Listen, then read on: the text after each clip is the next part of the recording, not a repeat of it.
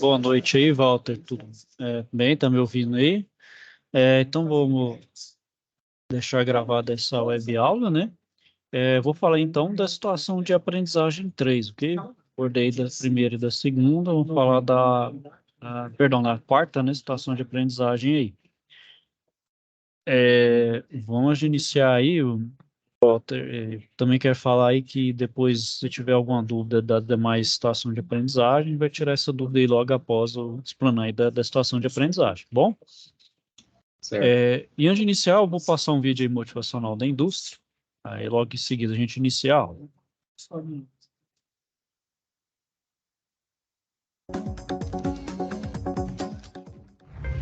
O açúcar mais comum é extraído da cana-de-açúcar. É dela que saem os mais diversos tipos, como açúcar refinado, mascavo e outros mais. Com certeza você já se deliciou muitas vezes comendo o açúcar. Para conhecermos qual é o processo de fabricação, vamos visitar a fábrica da Imperial Sugar, que fica nos Estados Unidos. É uma das maiores fabricantes deste produto em todo o mundo. E como não poderia ser diferente, vamos começar desde a colheita da cana-de-açúcar até a sua embalagem final.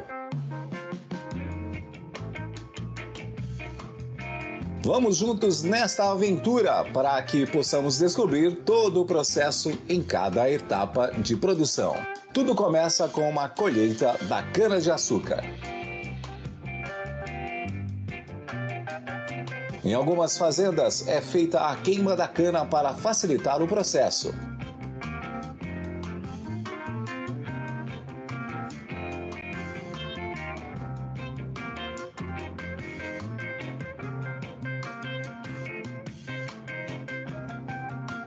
Terminada a queima, o trator corta e colhe a cana.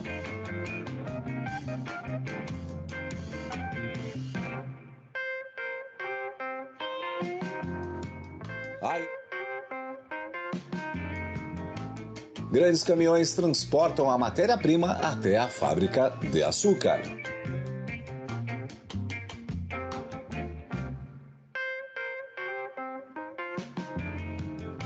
A altura da cana chega a ser de 6 metros e cerca de apenas 15% é o que realmente vira o açúcar que conhecemos. A cana-de-açúcar é triturada e moída.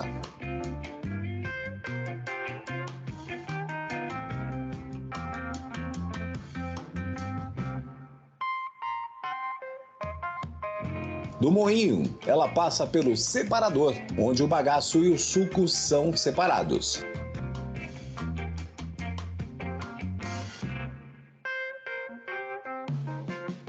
O evaporador seca as fibras da cana, mantendo o açúcar cru para ser cristalizado mais tarde. Também é feita a centrifugação para retirar todo e qualquer líquido remanescente.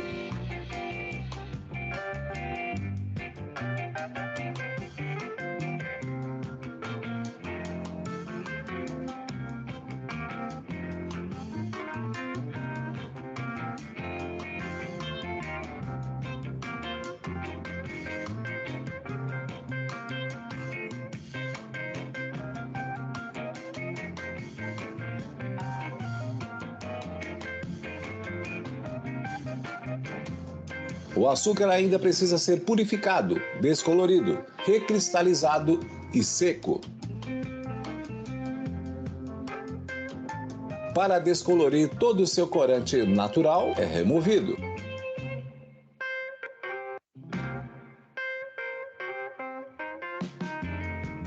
É nesta central que todo o processo de purificação e descolorização é controlado. Um sistema de vácuo cristaliza o açúcar. Grandes tanques secam os cristais e passam por filtros para que os grãos mantenham o tamanho padrão.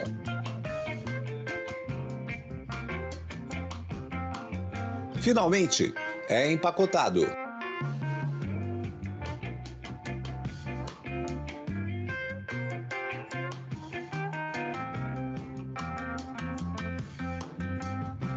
E paletizado.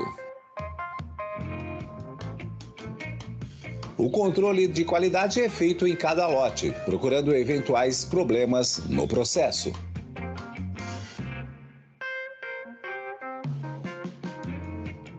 Aqui já estão prontos para serem transportados para o supermercado.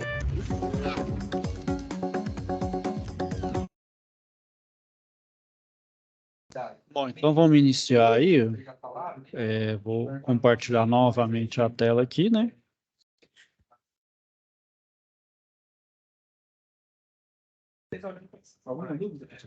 Então aqui, ó, chama Adeus Caixa de Redução, né? Vamos ler aqui e ver o que se pede aí, bom? Bom dia, Vitória. A nossa máquina de invase de refrigerante precisa ser modernizada.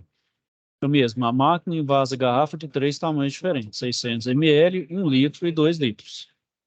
Quanto maior a garrafa a ser preenchida, menor deve ser a velocidade da esteira, pois a vazão de líquido é constante.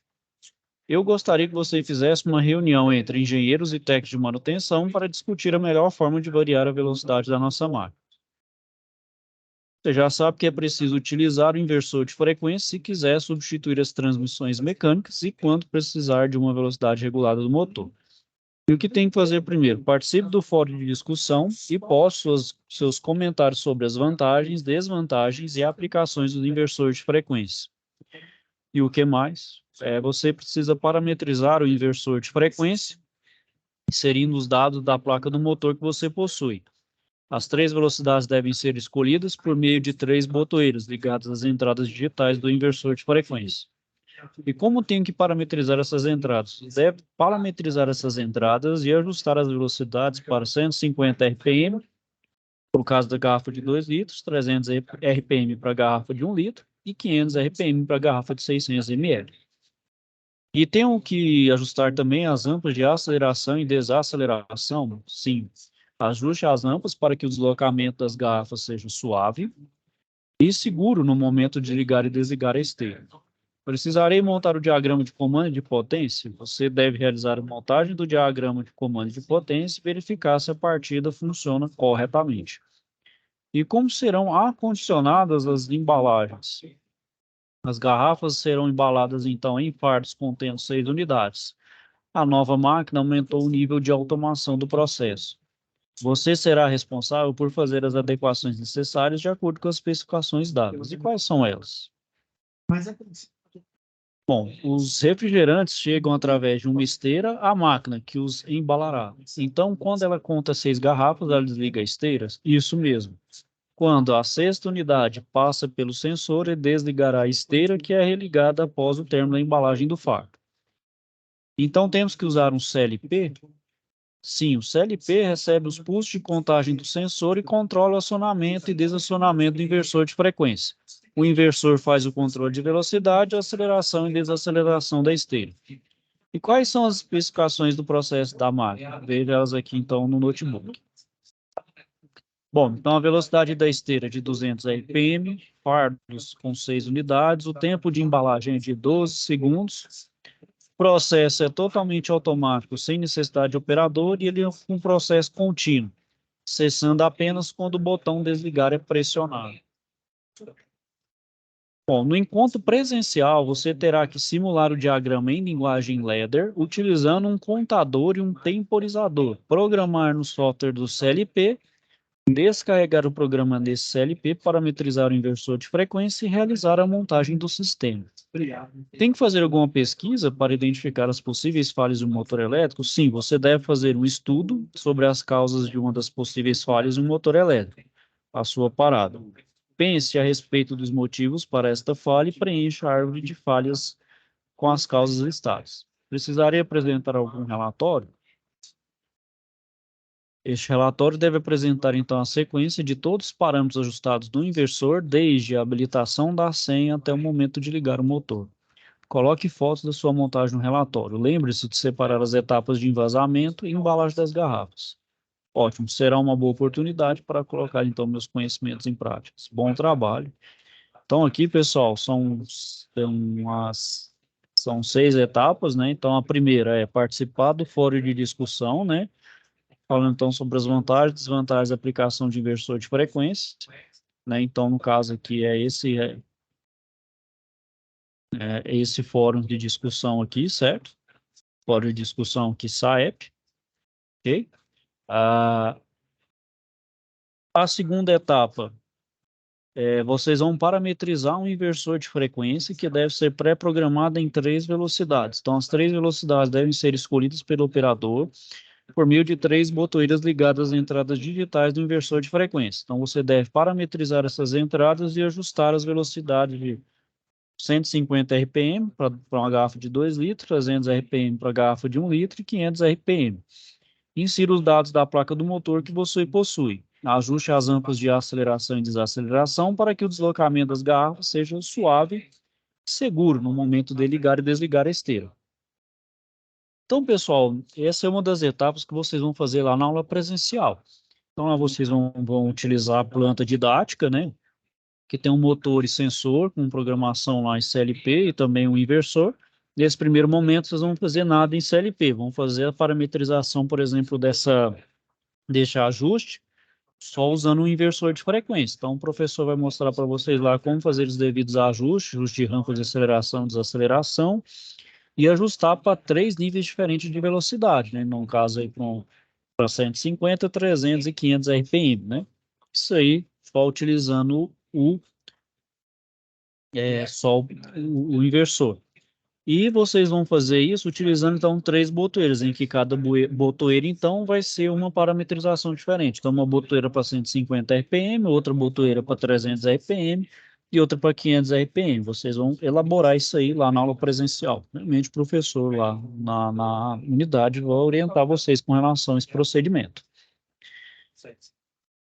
Continuando aqui, né, pessoal? A etapa 3, então, vocês vão montar, então, essa partida, né? Utilizando a parametrização, então, do inversor de frequência. Parametrizou, depois fazer a montagem, certo? Montar o diagrama de potência, de comando e de potência conforme o anexo 1. O professor também vai passar para vocês lá, mais ou menos o esquema a ser feito, né? Obviamente, esse motor aí, né, é um motor de 6 terminais, né? Aqui é só uma sugestão, né, pessoal? Então, é uma botoeira para cada velocidade, uma botoeira de desligue e outra para emergência, né?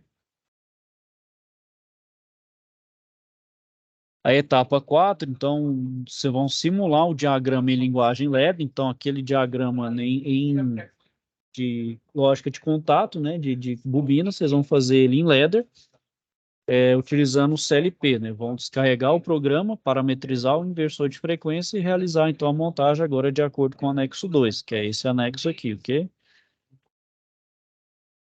Então, agora, ao invés de ser direto, né, então, tem um conversor na lógica digital, né, que eu vou precisar para o CLP, ligo o meu CLP, e habilito ele como saída lá no meu inversora. Então, eu vou parametrizar essas velocidades dentro do meu CLP. Então, agora o meu programa não vai ser direto no meu CLP, eu vou habilitar ele via, não vou habilitar agora o meu inversor via CLP, né? Bom, aí as etapas 5 e 6 vão ser que vocês vão fazer aqui no EAD, além da etapa 1. Então, vocês vão preencher a árvore de falha, né, do motor elétrico. Então, tem aqui, ó,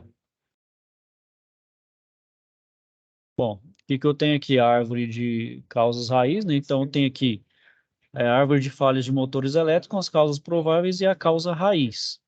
Então, aqui eu tenho uma coluna A que é mais específica, que é um pouco mais genérico, que é alimentação de comando, curto-circuito, desbalanceamento de tensão, falta de alimentação, falta de fase, intertravamento com defeito, queda de tensão e sobrecarga. E a coluna A mais específica, coisa do CLP, por componentes CLP, por software ou hardware, componentes defeituosos, fiação partida, fusível aberto, entre outros, né? Então, aqui eu tenho um mais genérico, né? Então, aqui eu faço uma leitura da direita para a esquerda, né? Então, por exemplo, eu tenho meu motor parou. Então, se o meu motor parou, eu tenho alguns possíveis defeitos genéricos. Pode ser devido à alimentação elétrica, devido ao circuito de comando ou da atuação da proteção. Então, na coluna B aqui são essas mais genéricas. Então, eu vou preenchê-las aqui conforme que é devido à alimentação elétrica, circuito de comando e atuação da proteção.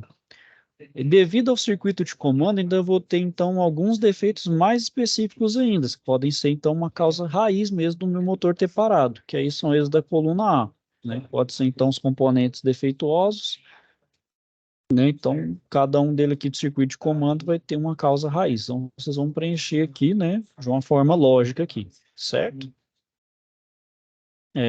E a etapa 6, vocês vão montar, né, o relatório, né, de cada uma dessas feitas da partida montada no CLP, né? Então, nós vamos colocar a sequência, então, de todos os parâmetros ajustados no inversor, então, desde a habilitação da senha até o momento de ligar o motor. Então, nós vamos fazer um relato mesmo do que vocês fizeram na aula presencial com esse desenvolvimento, primeiro do programação somente no inversor e depois só no CLP.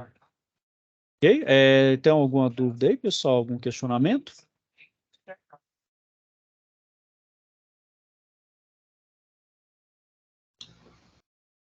Não, tranquilo. Tá tranquilo?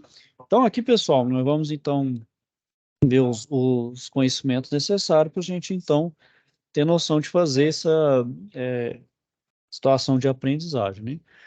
Bom, então, antes da evolução da eletrônica, né, pessoal, a variação de velocidade aí dos motores elétricos era feita de forma, então, mecânica. Então, se usava polias e engrenagens. E uma evolução até um pouco antes aí dos inversores de frequência, os redutores, né? Então, a gente usava os redutores aí. E então, conforme a tecnologia foi evoluindo, né, então surgiram novos métodos, como a aplicação de resistores em série com as bobinas. E, por fim, a criação de um circuito eletrônico chamado de inversor ou conversor de frequência. Então, o princípio base desse circuito é receber tensão contínua na sua entrada e transformá-la para tensão alternada, né? Então, durante essa transformação, é possível variar a frequência dessa tensão. E esse circuito, então, vai ter aplicação em várias áreas, e uma delas a variação de velocidade de motores, que pode ser alterada de 3 formas, de acordo, então, com a equação aí, né? A N é igual a 120 vezes F1 vezes 1 menos F por P. Então, em que N é a minha velocidade mecânica do eixo do meu motor, em RPM. F1 é a frequência fundamental da tensão elétrica. No nosso caso aqui, ela é 60 Hz, na Europa é 50. O número de polos magnéticos, o P, que é o número de polos magnéticos do meu motor, geralmente é 4 aí. E o S é o escorregamento, né, que é a diferença entre a velocidade do eixo e a velocidade do campo magnético. Isso também é indicado aí na placa do motor aí. Então, ou seja, para a gente alterar a velocidade de um motor, a gente também pode alterar o número de polos, a frequência ou seu escorregamento. Então, a forma mais fácil e prática e econômica para variar a velocidade do eixo do motor é variar a frequência, né? Uma vez que esses polos aí, eles são fixos, né? Então, não tem como ficar alterando. Então, a melhor forma de eu modular alguma variável nessa forma aí é a frequência. Então, isso eu faço com o inversor de frequência. Ele vai ser colocado, então, em equipamento, que vai levar o mesmo nome, e vai possuir várias funções de proteção. Ele pode ser programado através de alguns parâmetros, como tensão inicial, frequência máxima e mínima de trabalho, inversão de rotação, corrente máxima e vários outros, né? E, obviamente, né, pessoal, a gente, para poder conhecer todos esses parâmetros, né, que tem disponível no meu inversor de frequência, a gente precisa ler o manual, né?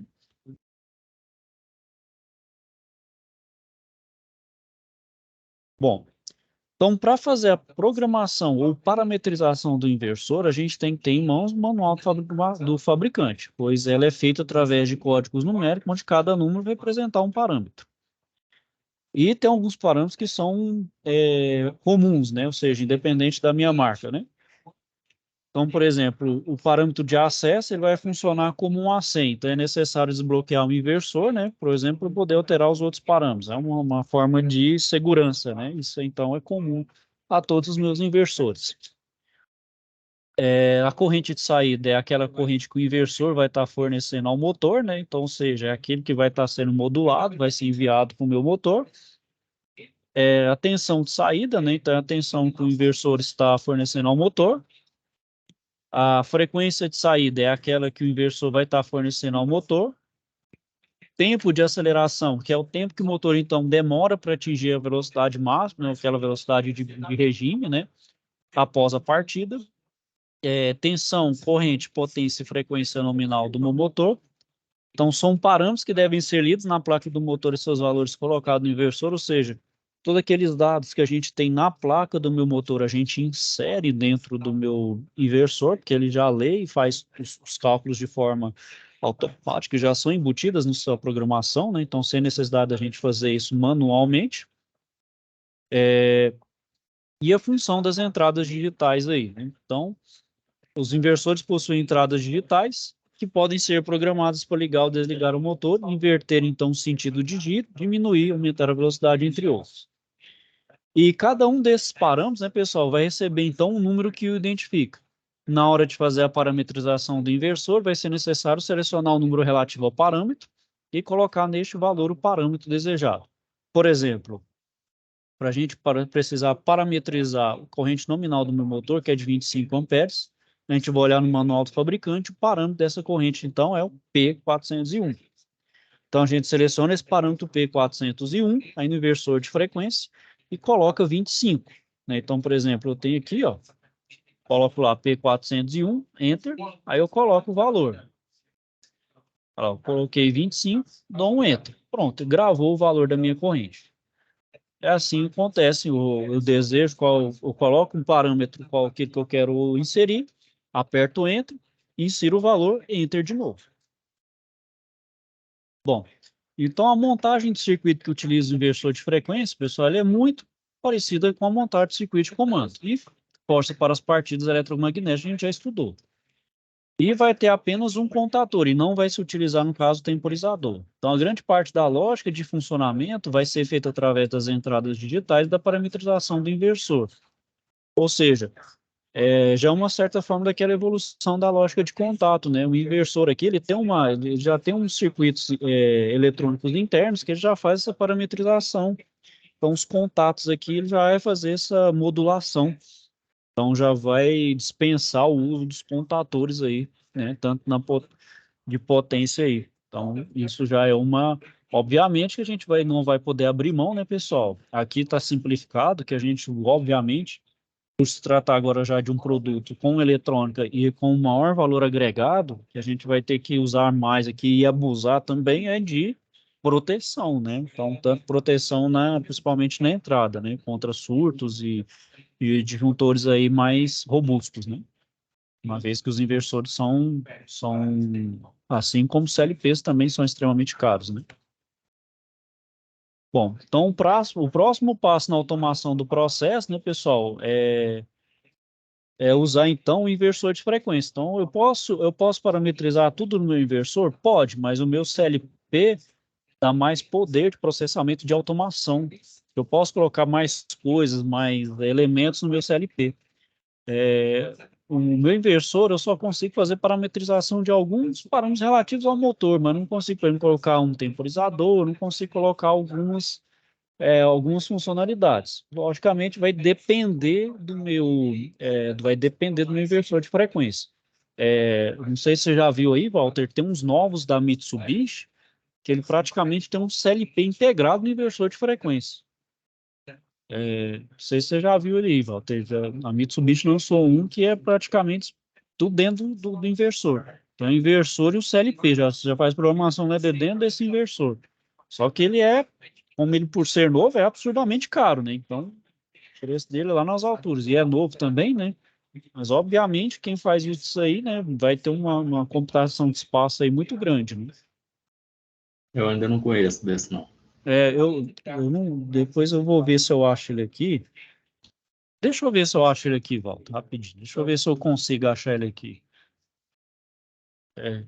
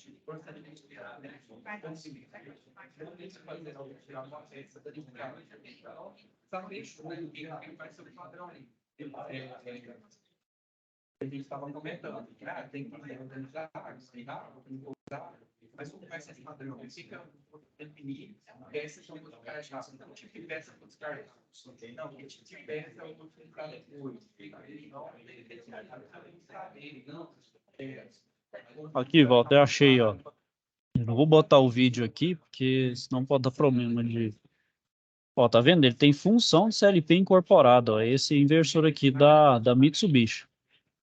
Então, ele já vem até com função de CLP já incorporado nele, que ele já faz, então, tudo. Já faz as leis de modulação de velocidade e até a programação de CLP dentro dele. É esse aqui, ó, o E800 da Mitsubishi. Bom, então, só retornando aqui,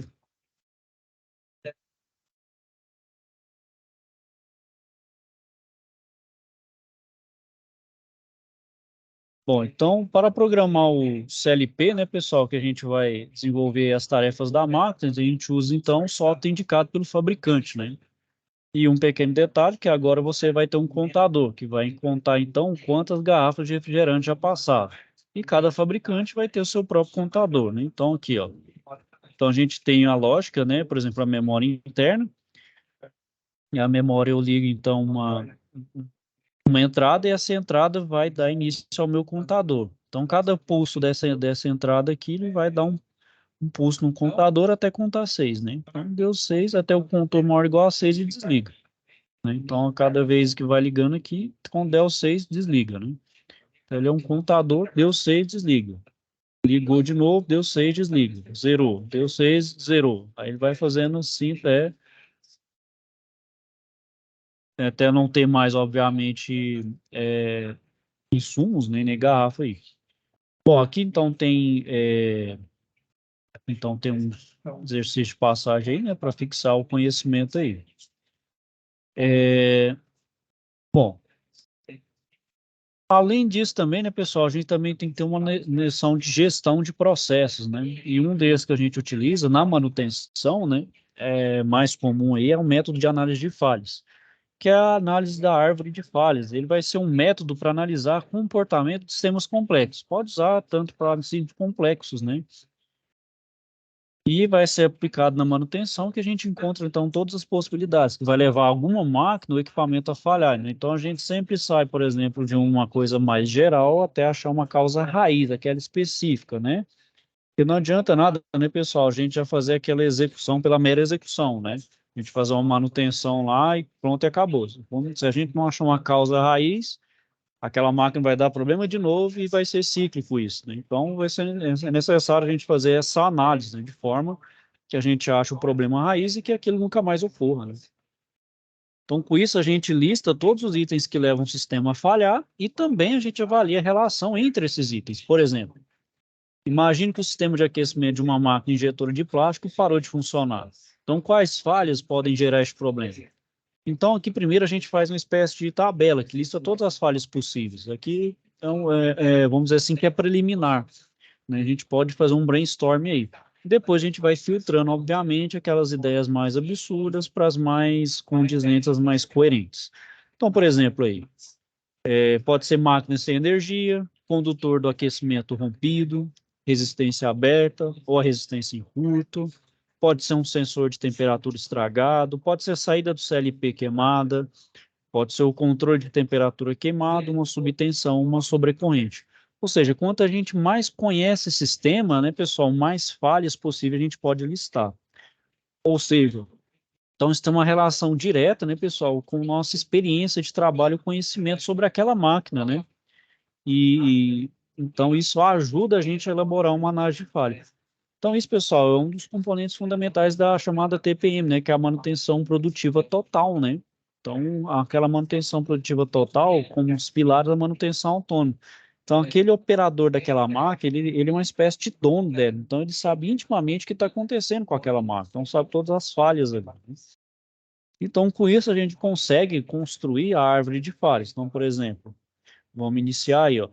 Então, aí a gente associa todas essas falhas em um diagrama que vai parecer uma árvore. Então, essa associação vai ser feita em falhas do circuito de comando, da alimentação elétrica e da proteção. Então, por exemplo, o aquecimento desligado, que é o mais geral, é devido ao quê? Ao circuito de comando, ou alimentação elétrica, ou a proteção. Então, ainda são um pouco genérico, né? Então, devido ao circuito de comando, o que pode ser? Pode ser um sensor de temperatura estragado, pode ser uma saída de CLP queimada, ou um controle de temperatura queimado. Se for devido à alimentação elétrica, pode ser devido a máquina sem energia, condutor do aquecimento rompido, subtensão ou resistência aberta. Ou devido à proteção, pode ser com resistência em curto ou com a sobrecorrente. Né? Então é isso, né, pessoal? A gente sempre então sai do mais específico ou do mais geral para o mais específico. Então a gente acha uma causa raiz, então a gente soluciona não vou dizer de forma definitiva, nada é definitivo, né, pessoal? Mas a gente elimina muitas coisas, a gente poder para que aquela máquina volte a quebrar, né? Eu tenho uma quebra recorrente, né? Isso então diminui, obviamente, retrabalho, né? Bom, pessoal, então aqui tem mais alguns exercícios de passagem, né? Também não é avaliativo, mas para vocês treinarem aí, fixar a conhecimento. Bom, pessoal, tem alguma dúvida aí, algum questionamento? Não, tranquilo. Tá tranquilo aí, Walter? Sobre as outras unidades, perdão, sobre as outras situações de aprendizagem, tem alguma dificuldade? Teve alguma dificuldade? Tá tranquilo? Aquela parte que a gente viu de programação CLP lá com o CAD Simus, conseguiu desenvolver tranquilamente aí? Bom, no simulador eu ainda não fiz, o Anderson, mas a gente fez na aula passada presencial, parte da estrela triângulo, né? Uhum. Foi bacana. Conseguiu desenvolver, né? Não, muito bom. Sim. Isso é importante. Conseguiram entender a lógica, como desenvolve o CLP, utilizar alguns recursos ali. Sim, o professor vai passar na próxima aula agora, Ah, porque a não, tudo gente, bem, ótimo. É isso aí que provavelmente vocês vão fazer, né? Provavelmente vocês vão fazer essa parte aí. Então, vocês vão fazer dentro do inversor e a partir do inversor vocês também podem fazer um CLP, programar um inversor, né? Então, a partir do CLP você também pode parametrizar um inversor. É perfeitamente plausível isso aí, né? Mas vocês vão ver isso também na plantinha didática aí da unidade. Bom, Walter, Walter, não tenho mais dúvidas, então eu vou finalizando a aula aqui por hoje, certo? Se tiver alguma dúvida, então, questionamento, não deixe de procurar. Ok, beleza. Walter, estou aqui para ajudar vocês no que for necessário, no que for preciso. Bom, então vou desejar a você uma boa noite, ok? Fica com Deus aí e até a próxima. Valeu, até mais, com Deus também. Obrigado.